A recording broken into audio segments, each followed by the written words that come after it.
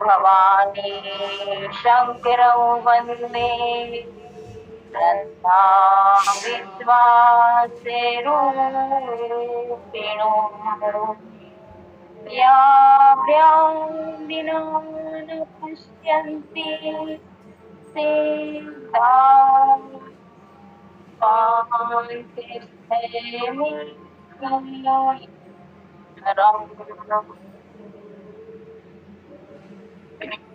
वन्दे बोधमयं नित्यं शङ्करेणुरूपिणो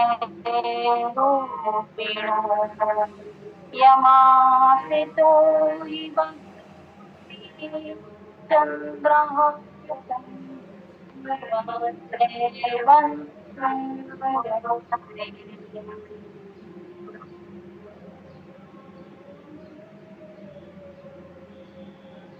जितने भी श्रोतागण हैं, समस्त भाई बहन भक्त जन संत जन को मेरा सादर जय सीताराम और मेरे गुरुजन को मेरा सादर प्रणाम। ये प्रथम दिवस है कि आज मैं आप सबसे जुड़ी हूँ कथा के लिए। ये मेरा सौभाग्य है। और दूसरा सौभाग्य ये है कि जब जब भी मैंने प्रथम बार किसी भी मंच से या किसी भी सत्संगति में कथा सुनाई है तो मुझे सौभाग्य से नवदा भक्ति का ही प्रसंग प्राप्त हुआ है हर बार कहने के लिए। तो चलिए ज्यादा समय नहीं गवाते हैं, प्रसंग पे आते हैं कि प्रभु राम जी कबंध का उद्धार करके माता सबरी के आश्रम में पधारते हैं और माता सबरी को नवदा भक्ति का उपदेश देते हैं। तो प्रथम भक्ति प्रभु कहते हैं प्रथम भगति संतन कर संगा। प्रथम भगति सबरी माता को कहते हैं कि प्रथम भगति संतन कर संगा। तो ऐसा प्रभु के कहने का अभिप्राय ये भी है, जिस तरह शंकर जी कहते हैं कि यद्यपि संते मुनि वेद पुराना जैसे कछु कहूँ सुमति अनुमाना। शंकर जी कहते हैं कि मैं संत के मत के अनुसार, वेद के मत के अनुसार और पुराण के मत के अनुसार कथा कहूंगा, लेकिन कुछ स्वमति अनुसार भी मैं कथा प्रसंग कहूंगा। सो उसी तरह मैं अपनी मति और गति के अनुसार ये कहती हूँ कि प्रथम भगति संतन कर संगा। प्रभु ने इसलिए कहा है माता सबरी से कि राम सदा सेवक रुचि राखी। प्रभु राम जी ने पूरे मानस में सेवक की रुचि राखी है कि कहाँ पे कौन सी बात कहना उचित है और क्या अनुचित है। तो उन्होंने सबरी माता को चुना क्योंकि सबरी माता ने प्रथम संतों का ही संग किया। क्योंकि सबरी माता की जीवनी और कथा तो सभी भक्तों को ज्ञात है, तो उसमें ज्यादा विस्तार नहीं देते हैं। बस इतना ही कहेंगे कि सबरी माता बचपन से ही मतंग मुनि के आश्रम में चली गई थी। और दूसरा अभिप्राय ये है कि प्रथम भगति संतन कर संगा की, जैसे प्रभु ने विभीषण जी के लिए कहा है कि शरणागत कहूँ जे तजहि निज अनहित अनुमानी ते नर पामर पाप मैं तिनहि बिलोकत हानि। तो प्रभु शरणागत के रक्षक हैं और दूसरे शरणागत के रक्षक सिर्फ और सिर्फ संत हैं। ये सीधे सीधे सटीक उदाहरण माता सबरी से ही देखने मिलता है कि माता सबरी पूरे जगत को छोड़ के जब संतों के शरण में गई तो वहां पे उपस्थित सभी मुनि महात्माओं ने विरोध किया था कि ये कन्या है, यहाँ पे ये कैसे रहेंगी, इनको यहाँ पे नहीं रखेंगे। लेकिन मतंग मुनि जो महान संत थे तो उन्होंने अपनी पुत्री के रूप में उनको शरण दी तो अभिप्राय ये है कि भगवान के अलावा दूसरा नंबर यदि है शरणागत की रक्षा का तो वो है संत। तो इसीलिए प्रभु राम सदा सेवक रुचि राखी। उन्होंने देखा कि माता सबरी ने संतों का संग किया और उसका उनको फल क्या प्राप्त हुआ। संतों की संगति का फल क्या प्राप्त हुआ कि परमात्मा स्वयं अपने चरणों से चल करके भक्त के पास पहुंचे हैं। भक्त को नहीं जाना पड़ा। और इसका फल क्या है? सिर्फ और सिर्फ प्रथम भगति संतन कर संगा। तो संतों के संग से माता सबरी का आज उद्देश्य जो था जीवन का वो पूर्ण हुआ और उनको प्रभु राम और लक्ष्मण की साक्षात दर्शन प्राप्त हुए। इसलिए प्रभु राम जी ने कहा कि प्रथम भगति संतन कर संगा। और बाबा तुलसी कहते हैं, मुद्दे मंगलमय संत समाजू, जो जग जंगम तीरथ राजू। जो संत समाज है वो चलता फिरता तीर्थराज प्रयाग है। चूंकि जो गंगा माता का प्रवाह है हरिद्वार में, प्रयागराज में और यथा यथा जहाँ भी उनके स्थान है, तो वहां पे भक्तों को जाना पड़ता है। लेकिन जो तीर्थराज जो संतों का समाज है वहां पे जो भी सुलभता से जहां भी सत्संगति जिसको प्राप्त होती। आज देखिए हम आधुनिक उपकरण के द्वारा घर बैठे ही सत्संगति का लाभ ले रहे हैं। तो ये मुद मंगल में संत समाजू, जो जग जंगम तीर्थ राजू, ये तीर्थराज प्रयाग है। और गंगा जी में तो आप जाएंगे, स्नान करेंगे तब आपको फल मिलेगा। लेकिन जो संतों का समाज है तो देई सद्य फल प्रगट प्रभाव, ये तो आपको तुरंत ही फल देने वाला है। कौन सा फल देगा ये? मज्जन फल पेखिए तत्काला, काके होहि पिके बकऊ मराला। तुरंत ही आप इस संतों के समाज में जो गोता लगाएगा तो उसको तुरंत मतलब कहना चाहिए कि गंगा स्नान का तो फल आपको बाद में मिलेगा, लेकिन इसमें आपको तुरंत फल मिलेगा। क्या फल मिलेगा कि सठ सुधरहि सत्संगति पाई। जो सठ है, जो सत्संगति करेंगे तो वो सुधर जाएंगे। अच्छा, अब भगवान ने ये क्यों नहीं कहा कि प्रथम भगति संतन कर संगा, ये कहा, ये क्यों नहीं कहा कि प्रथम भगति कुसंग कर संगा? सत्संगति से ही सब सुधरते हैं। और केही ना कुसंगति पाई नसाई। मानस में ये उदाहरण सटीक है कि माता केकई ने मंथरा का संग किया तो उनकी क्या हानि हुई और सकल विश्व की हानि हुई। ये रामचरितमानस में सटीक उदाहरण है कि माता केकई जब तक प्रभु राम की भरत जी की संगति में रही तो कोई भी वहां पे अपराध नहीं हुआ और कोई अड़चन, कोई भी कहना चाहिए कि कुयोग वहां पे उपस्थित नहीं हुआ। लेकिन जैसे ही उन्होंने कुसंग किया तो सब सर्वनाश हो गया।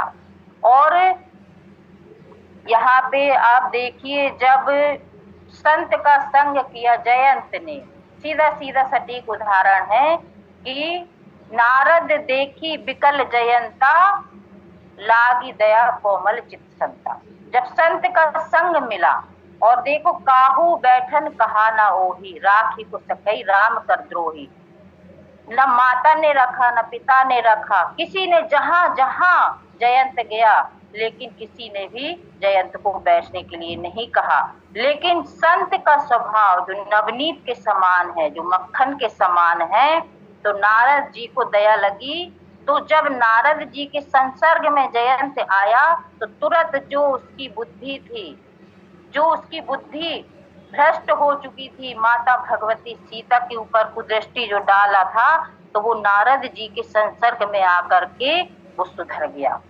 सठ सुधरहि सत्संगति पाई। इसलिए प्रभु राम जी कहते हैं कि प्रथम भगति संतन कर संगा। अच्छा, एक ही संत के संग करने से लाभ नहीं होता है। जब बहुकाल करिए सत्संगा, बहुकाल मतलब आप पूरे जीवन में जहां भी आपको सत्संगति प्राप्त है तो वहां आप अवसर का लाभ लीजिए। अच्छा, संतों के लिए भगवान कहते हैं, जब उत्तरकांड में सनकादि मुनि पधारते हैं, जब प्रभु राम जी, भरत जी, लक्ष्मण जी और हनुमान जी बैठे रहते हैं, तो वहां पे सनकादि मुनि आते हैं।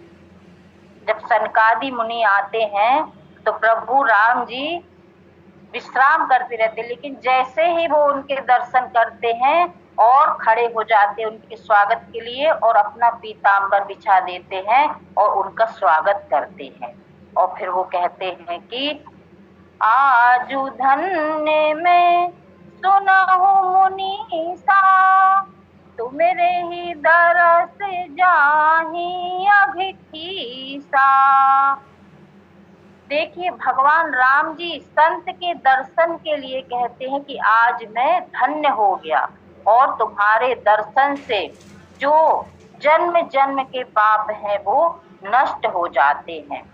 तुमरे ही दरस जाहि अघ खीसा, जब द्रिवहि दीन दयाल राघव, साधु संगति पाइए, जेहि दरस परस निगम।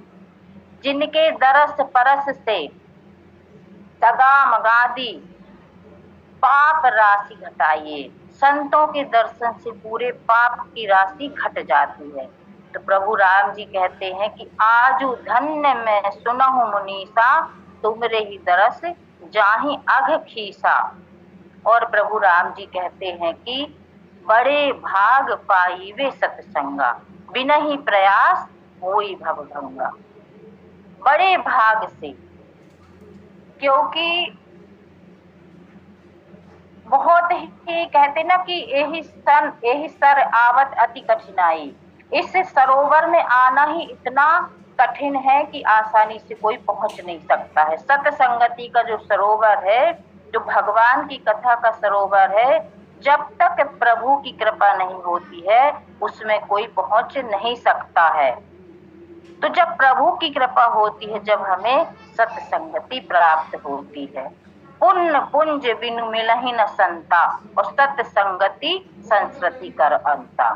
पुण्य पुंज जब इकट्ठे हो जाते हैं, जब कहीं जाकर के हमें सत्संगति प्राप्त होती है।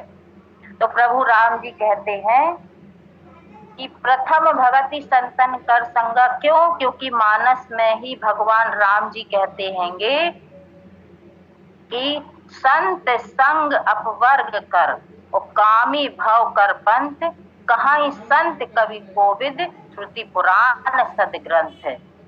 संतों का संग अपवर्ग यानी कि मोक्ष को देने वाला है, और जो कामनाएं वाले व्यक्ति का आप संग करेंगे, जो विषयों में उलझा हुआ है, जो संसार में उलझा हुआ है, तो आपको वो भी उलझा देगा। क्योंकि संग से ही सद्गुण आते हैं और संग से ही अवगुण आते हैं। इसलिए माता सबरी को प्रभु राम जी ने कहा कि प्रथम भगति संतन कर संगा। अब मानस में संतों के लक्षण भी आते हैं कि कैसे हम जाने कि अब संत कौन है, क्योंकि कालनेमी भी तो हैगा। ये जरूरी नहीं है कि कोई नारंगी कलर का कपड़ा पहन ले और है तो भगवा वस्त्र धारण कर ले, या राम नाम का कपड़ा ओढ़ ले तो वो संत बन गया। नहीं, ये तो कलयुग में ऐसे आपको बहुत से ही कहना चाहिए कि ढोंगी पाखंडी आपको मिल जाएंगे, लेकिन जो संत है वो आपको बहुत कठिनाई से मिलेंगे, आसान नहीं है। अच्छा, संत की पहचान आप कैसे करेंगे? संत का भाव देख करके कि उसके हृदय में कौन सा भाव बसता है।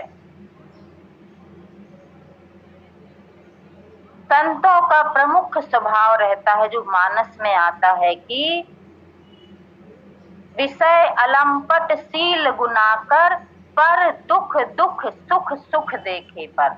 जो संत का स्वभाव रहता है तो वो विषयों में लंपट नहीं रहते हैं, वो विषयों से विरक्त रहते हैं, बैरागी रहते हैं और दूसरों के दुख को देख करके वो दुखी होते हैं। अच्छा, जो दूसरों के दुख को देख करके दुखी होते हैं, जो सहायता करने के लिए तत्पर होते हैं, तो वो सभी संत कहलाते हैं। ये जरूरी नहीं है कि वो भगवाधारी हों। और जो दूसरों की विपत्ति देख करके खुश होते हैं, सुखी भये मानव जग नृपति, जब काहू की देखें विपत्ति, तो ये असंत का लक्षण है। और संत का संग इसलिए भगवान ने बोला है कि संतों का जो स्वभाव होता है, जो दयालु स्वभाव होता है, तो वो कभी भी छोड़ते नहीं हैं। जिस तरह से विभीषण जी से प्रभु राम जी कहते हैं कि तुम सारे के संत प्रिय मोरे, धरहु देह नहीं आन निहोरे। तुम जैसे संत मुझे अति प्रिय हैं और तुम्हारे लिए ही मैं देह धारण करता हूँ, और इसका कोई दूसरा कारण नहीं है। क्योंकि तुमने लंका में रह करके भी जिमी दसी नहु मही जीभ बिचारी, मतलब दांतों के बीच में जिस तरह जीभ रहती है कि मौका पाकर के कभी भी वो जीभ को कतर सकते हैं, लेकिन तुमने अपने संत का स्वभाव नहीं छोड़ा। जब विभीषण जी कहते हैं ना कि तात रावण लात मोहि मारा, रावण ने मुझे लात मारी, लेकिन उसके बाद भी विभीषण जी ने अपना स्वभाव नहीं छोड़ा। विभीषण जी कहते हैं कि तुम पितु सरिस भले ही मोहि मारा, लेकिन राम भजे हित ना तुम्हारा। तुम राम जी को भजो जब भी तुम्हारा हित है। चाहते तो विभीषण जी पलटवार कर सकते थे, उनको भी सहायता मिल सकती थी, क्योंकि वो वहां के सचिव हैं, मंत्री हैं, लेकिन उसके बाद भी उन्होंने पूरे प्रेम से सिर नवाया। ये संत के लक्षण हैं कि वो जहां भी जिस हाल में भी रहे, उनके ऊपर कोई भी विपत्ति आए, लेकिन वो अपना संतत्व नहीं छोड़ते हैं। तो ये संत का स्वभाव है। काटई परसी मलय सुनु भाई, निज गुण देई सुगंध बसाई। ताते सुर सीसन चढ़त जग बल्लभ श्रीखंड, अनल दाहि पीटत घनहि। ये संतों का स्वभाव है कि वो अपनी खाल तक उधड़वा देते हैं। इसलिए भगवान कहते हैं कि प्रथम भगति संतन कर संगा। इसलिए संतों का संग करो, क्योंकि संत भगवान के सदृश ही होते हैं, भगवान के पुत्र होते हैं। जितने भी संत जो कथा प्रवाह कहते हैं, तो वो कहते हैं कि जो संत होते हैं वो भगवान के पुत्र हैं। तो जब हम किसी के पुत्र पे प्रीति रखते हैं, प्रेम रखते हैं, तो उससे भगवान अति प्रसन्न होते हैं। इसलिए भगवान कहते हैं कि प्रथम भगति संतन कर संगा। संतों का संग करना चाहिए, क्योंकि संत जो हैं वो रघुनाथ जी की कथा का जहां तहां पे प्रवाह करते हैं। सर सही ब्रह्म विचार प्रचारा, राम भक्ति जहाँ सुर सरी धारा। ये राम भक्ति की गंगा का प्रवाह करते हैं। भोलेनाथ जी कहते हैं ना, धन्य धन्य गिरिराज कुमारी, तुम समान नहीं को उपकारी। क्यों धन्य धन्य है गिरिराज कुमारी और क्यों उपकारी है? क्योंकि पूछे हो रघुपति कथा प्रसंगा, सकल लोक जगे पावनी गंगा। सकल लोकों को पवित्र करने वाली जग पावनी गंगा जो रघुनाथ जी की कथा है, तो ये हमें संतों के मुख से ही श्रवण करने को मिलती है, अन्यत्र कहीं नहीं मिलती है। कहने का भाव कि जो रघुनाथ जी के चरित्र का वर्णन करें, रघुनाथ जी की कथा कहें, रघुनाथ जी की कथा सुने और सुनाएं, और जो सत्संगति करें, जो श्रोता हैं, श्रोता वक्ता ज्ञान निधि कथा राम के गुण। ये जरूरी नहीं है कि सिर्फ वक्ता ही संत होता है, सुनने वाला भी संत होता है। तो जिनके अंदर ये लक्षण बसते हैं वो संत हैं। इसलिए माता सबरी को कहते हैं प्रभु राम जी की प्रथम भगति संतन कर संगा। बाबा तुलसी कहते हैं कि गगन चढ़ई रजे पवन प्रसंगा, नीचे ही मिलही कीच जल संगा। जो रज पवन की संसर्ग में आकर के उड़ जाती है तो वो गगन को छूती है, और वही रज जब जल में मिलती है तो कीचड़ बन जाती है, नीच मतलब नीची हो जाती है। तो बाबा तुलसी कहते हैं कि सोई भरोस मोरे मन आवा, के ही ना सुसंग बड़प्पन पावा। ये सत्संगति का प्रभाव है, सुसंग करने का प्रभाव है कि वो बड़प्पन को प्राप्त होता है, और जो कुसंग करता है तो वो कीचड़ जैसे संग प्राप्त करता है, मतलब कीचड़ के जैसे उसकी कहना चाहिए कि गति होती है, और जो सुसंग करता है तो उसको बड़प्पन मिलता है। तो तुलसीदास जी कहते हैं कि मुद मंगल में संत समाजू, जो जग जंगम तीरथ राजू। इसके आगे की भी कथा सुनाए भैया।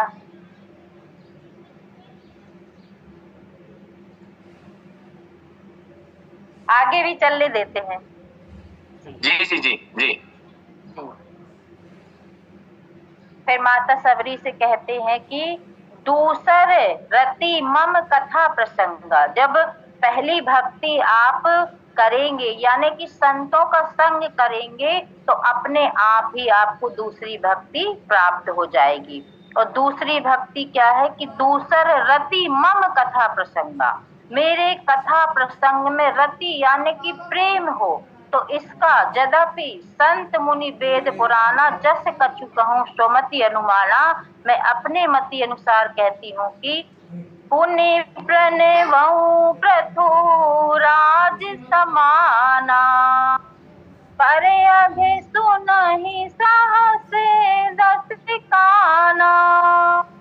जैसे पृथुराज जी ने भगवान से 10,000 कान मांगे थे और बोले थे कि मुझे किस तरह आनंद आना चाहिए कि पर अघ सुनहि सहस दस काना। जब हम प्रपंच में रत रहते हैं, कुसंग में रत रहते हैं और निंदा में रत रहते हैं तो हमें उस समय का पता नहीं चलता है। आप स्वयं इसका अनुभव कर सकते हैं कि जब 10-5 लोगों की टोली बैठी रहती, माताओं बहनों की या पुरुष वर्ग की, और वहां पे किसी अन्यत्र की निंदा होती रहती है तो उस समय आपको पता नहीं चलेगा कि कब आपका 1 घंटा 2 घंटा व्यतीत हो गया। तो जब उस निंदा में जितना आनंद आता है, पर अघ यानी कि पाप सुनने में जो आनंद आता है, जब हमें आनंद प्रभु की कथा में आने लगे तब जानिए कि आपको दूसर रति मम कथा प्रसंगा, कि आप दूसरी भक्ति आपको प्राप्त हो गई है। जिस तरह माता पार्वती कहती हैं कि नाथ तवानन शशि स्रवत, कथा सुधा रघुवीर, श्रवण फुटन मन पान करी, नहीं अघात मति धीर। कि प्रभु आप कथा और सुनाइए, मेरा मन अघाता नहीं है। तो ये दूसर रति मम कथा प्रसंगा। और श्री वाल्मीकि जी कहते हैं कि जिनके श्रवण समुद्र समाना, कथा तुम्हारी सुभग सरिनाना, भरहि निरंतर हो ही न पूरे, दिन के ही तुम कहूँ ग्रह रूरे। उनके हृदय में आप वास करिए। किनके हृदय में? कि जिनके कान समुद्र हैं। काहे के लिए? जैसे समुद्र में सभी नदियां जाती हैं, समाहित हो जाती हैं, लेकिन समुद्र में बाढ़ नहीं आती है। बाढ़ कहाँ आती है? नदियों में ही बाढ़ आती है। थोड़े ही जल में वो इतराने लगती हैं और क्यारी सब फोड़ देती हैं, सब जगह से वो निकल जाती हैं, बाढ़ ला देती, गांव की गांव बह जाते हैं। लेकिन आपने कभी ये नहीं सुना होगा कि समुद्र में बाढ़ आई। तो उस तरह से जब हमारे कानों में भगवान की कथा जाती रहे और वो समुद्र बन जाए और हमारा मन जो है वो कभी तृप्त ना हो, तो उनके हृदय में रघुनाथ जी का वास रहता है। ये प्रथम स्थान ही वाल्मीकि जी ने कहा है। जो 14 स्थान बताए हैं रघुनाथ जी के रहने के, तो ये प्रथम स्थान है कि आप वहां रहिए जो भगवान की कथा सुनते हैं और उनके मन अघाते नहीं हैं, तो भगवान उनके हृदय में वास करते हैं। तो माता सबरी से कहते हैं कि प्रथम भगति संतन कर संगा और दूसर रति मम कथा प्रसंगा, गुरु पद पंकज सेवा तीसरी भगति अमान, गुरु पद पंकज सेवा।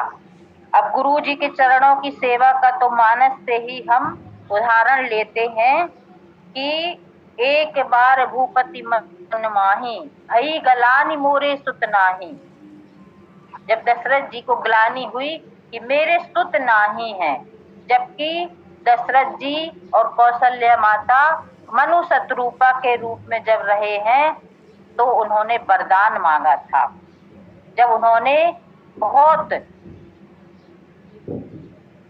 तपस्या की तो उनको ये वरदान था कि जब आप दशरथ कौशल्या होंगे तो मैं आपके यहाँ अवतार लूंगा। तो क्या मनु शत्रुपा दशरथ कौशल्या जी जो बने, तो उनको स्मरण नहीं रहा कि मुझे वरदान प्राप्त है कि मेरे यहाँ भगवान अवतार लेंगे, वो भी 4 रूप में। लेकिन उनका ये वरदान कब सिद्ध हुआ? जब दशरथ जी गुरु वशिष्ठ जी के यहाँ पधारते हैं। गुरु ग्रह गयहु तुरत महिपाला, चरण लागी करी विनय विशाला। जब गुरु जी के यहाँ दशरथ जी गए हैं तो चरण लग के विनय विशाल की है। तब गुरु वशिष्ठ जी ने कहा है, गुरु वशिष्ठ जी श्रृंगी ऋषि ही वशिष्ठ बुलावा, पुत्र काम शुभ यज्ञ करावा। और दशरथ जी से कहते हैं कि धरहु धीर होई हैं सुतचारी, त्रिभुवन विदित भगत भयधारी। कि आप धीरज रखिए दशरथ जी, आपके यहाँ एक नहीं 4 पुत्र प्राप्त होंगे और वो भी पूरे त्रिभुवन और भक्तों के भय का हरण करने वाले होंगे। तो ये गुरु की ही कृपा है। इसलिए प्रभु राम जी कहते हैं कि गुरु पद पंकज सेवा तीसरी भगति अमान। गुरु जी की भक्ति जो है आप अमान यानी कि मान रहित, अपना जो स्वाभिमान है, जो अहंकार है, उसको आप किनारे रख करके गुरु जी के चरणों की सेवा करें। तो उसका फल हमें क्या प्राप्त होता है कि परमात्मा की प्राप्ति होती है। क्योंकि इस पृथ्वी पे जो गुरु हैं वही हमें भगवान से मिला सकते हैं। और भगवान कहते हैं कि गुरु को और संत को मुझसे अधिक मानो, क्योंकि ये मेरी परछाई स्वरूप ही हैं कि जो आपको सही दिशा दिखाएंगे, ये आपको भटकाव से बचाएंगे। इसीलिए गुरु के बिना कोई ज्ञान संभव ही नहीं है। तो प्रभु राम जी कहते हैं कि गुरु पद पंकज सेवा और तीसरी भगति अमान। अमान यानी कि मान रहित, क्योंकि जहाँ मान है, जहाँ अभिमान है, वहाँ भगवान का वास कभी नहीं हो सकता है। भगवान को तो निर्मल मन जन सो मोहि पावा, मोहि कपट छल छिद्र न भावा। और सुनहु राम कर सहज स्वभाव, जन अभिमान न राखी काहू। भगवान को अभिमान तो बिल्कुल भी पसंद नहीं है। तो इसलिए गुरु पद पंकज सेवा तीसरी भगति अमान, चौथी भगति मम गुण गण करई कपट तजी गान। जो चौथी भक्ति है वो भगवान के गुणों का जो गायन है वो कपट तज करके करे।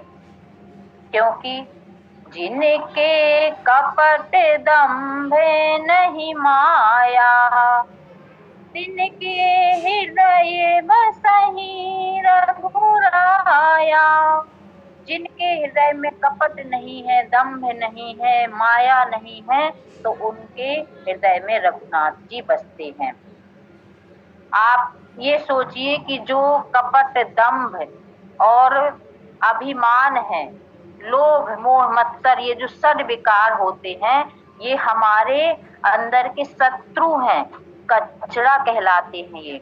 जैसे हम किसी के घर में प्रवेश करते हैं, जाते हैं और वहां देखेंगे कि बहुत ज्यादा कचरा है, फैला है, दुर्गंध मार रहा है, तो वहां से आप तुरंत ही वापस हो जाएंगे अपनी नाक मुंह बंद कर करके।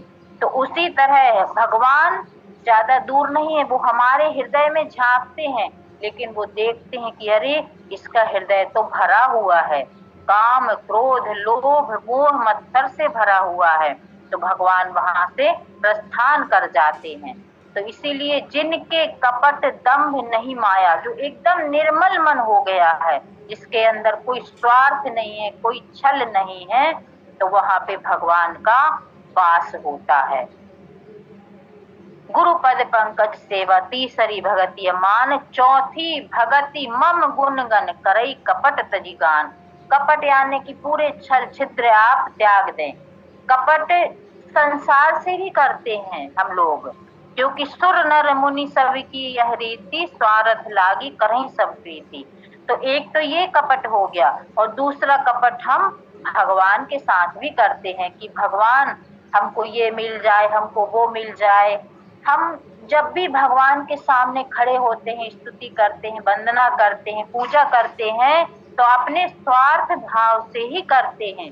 कभी हम निष्कपट भगवान के सामने नहीं जाते हैं कि हमारे अंदर ये लालसा हो कि लोचन चातक जिन कर ही राखे, रहि दरस जले धरे अभिलाषे, निद रही सरित सिंधु सर भारी, और रूप बिंदु छवि होहि सुखारी। कभी हम, आप देखिए अपनी आत्मा से आप प्रश्न कीजिए, क्या हम ये लालसा लेकर के प्रभु के मंदिर दर्शन के लिए गए हैं कि प्रभु हमको ये लालसा है कि हम तुम्हारे दर्शन करें और हमें कुछ नहीं चाहिए, जाहि न चाहे कबहु कछु, तुम सन सहज स्नेह, बसहि निरंतर तासु मन, तो राउर निज गेह। तो वो हृदय जिसमें कोई कूड़ा करकट, कोई मान, कोई अभिमान, कोई इच्छा नहीं है, तो भगवान वहां पे वास करते हैं। तो भगवान कहते हैं कि आप जब भी मेरे गुणों का गायन करें तो निष्कपट होकर के, ना संसार से कपट कीजिए, ना भगवान से कोई इच्छा कीजिए, तो भगवान उसके ऊपर प्रसन्न होते हैं, चौथी भक्ति उसको प्रदान करते हैं। मंत्र जापे मम दृढ़ विश्वासा, पंचमे भजन सो वेद प्रकाशा। प्रभु पांचवी भक्ति का उपदेश देते हैं माता सबरी को कि मंत्र जाप मम दृढ़ विश्वासा, क्योंकि बिनु विश्वास भगति नहीं, ते ही बिनु मोह न भाग, और मोह गए बिनु राम पद, होए न दृढ़ अनुराग। जब तक आप दृढ़ विश्वास नहीं करेंगे तो आपको पांचवी भक्ति मिल ही नहीं सकती है। और भगवान कहते हैं कि मंत्र राज नित जपहि तुम्हारा, जपो लेकिन विश्वास के साथ। ये नहीं कि अरे हमने इतनी माला कर ली, इतना जाप कर लिया। कई भक्त तो कहते हैं कि मैंने गिनती कर ली है कि मैंने 7 करोड़ मंत्र जाप कर लिए हैं, लेकिन मुझे आज तक कोई फल की प्राप्ति नहीं हुई है।